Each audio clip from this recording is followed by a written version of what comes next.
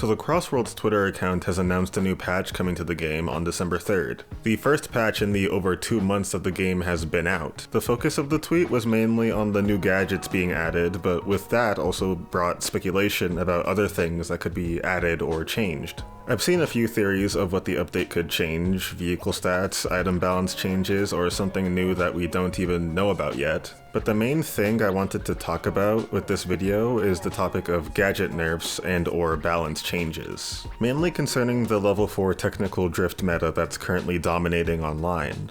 For those out of the loop, I'll give a quick explanation of the build. The centerpiece is the level 4 drift charge gadget. It adds a 4th level to your boost that has the added bonus of making you invincible for a short period of time, the cost being that it takes a bit to get to level 4. To offset that, you add technical drift, which allows you to charge drifts faster at the cost of slipping and sliding way more while drifting, with the final 2 remaining slots going to level 2 and 3 quick charge, allowing you to charge your drifts even faster, allowing you to pop your level 4s even faster. So in theory, if you're able to charge drifts quickly and consistently, you can be invulnerable for most of the race, only having sparse moments in between charges where you can be hit. It's a pure and honest front-running build that some perceive to be too good, cheap, or annoying to deal with. And while I understand that it's kind of annoying to have a lot of players using this build, I think that immediately jumping to talks of nerfing it is completely ignoring the reason why this build is used so much in the first place. The level 4 technical meta was a direct response from frontrunners to Crossworld's item balancing, said item balancing being ever so slightly problematic.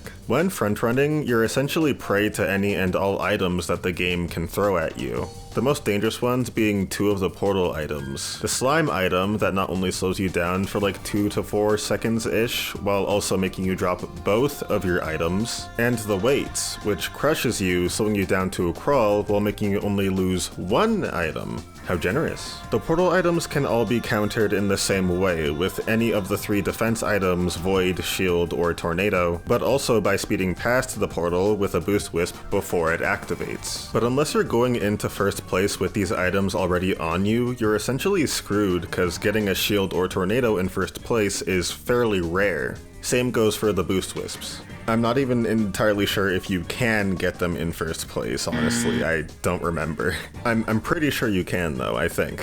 But honestly, the biggest threat to worry about is King Boom Boo, as the only way to dodge him is with the shield item or a perfectly timed boost wisp. Both methods of dodging him are pretty inconsistent, as the shield item is still pretty rare, and in the case of the boost wisps, you also need to be good enough to time your boost just right, or else you'll get hit while losing a recovery item at the same time. And the timing can be really tight. It's pretty difficult to get down consistently, at least in my experience. Maybe the Giga Sweats have figured out the timing down to a T, but as for me, it's still pretty inconsistent. This isn't even accounting for the regular items that can still wreck your shit if you have no items to counter them with, or if they simply catch you off guard or on a turn, for example, because I know that turns can be kind of rough with homing items. All this is to say that frontrunning in Crossworlds is very difficult to pull off, even if you have good item play, track knowledge, take good driving lines, all that fun stuff. It's not impossible, but just frustratingly inconsistent. So in response to that inconsistency and chaos, the level 4 technical meta rose up,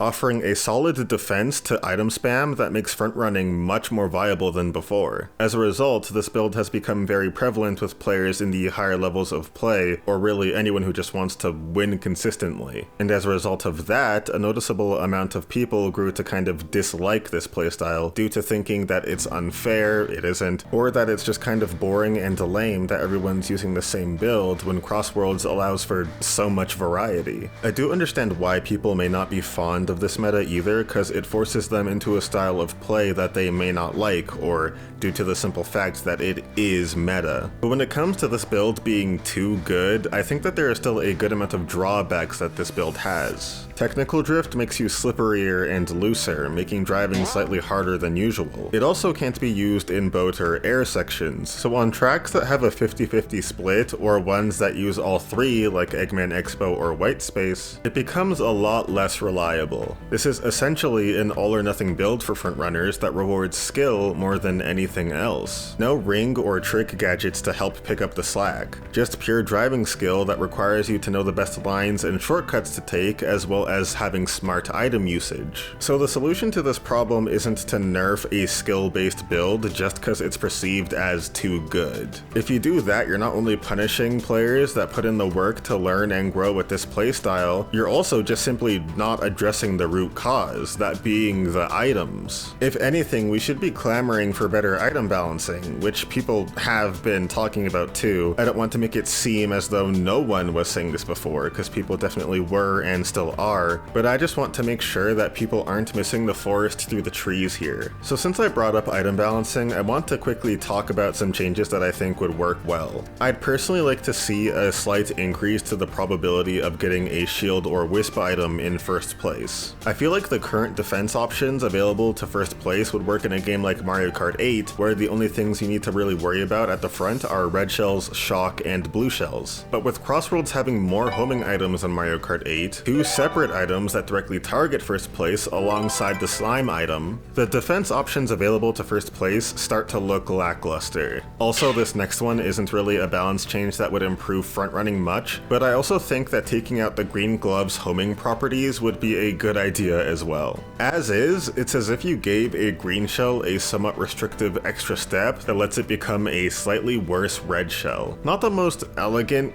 description comparison kind of thing, but I think you get my point. While the homing only activates if a racer is in your line of sight, it's still very redundant and unnecessary. I don't think anyone would complain if this was changed to be taken out completely. Oh, one last thing I thought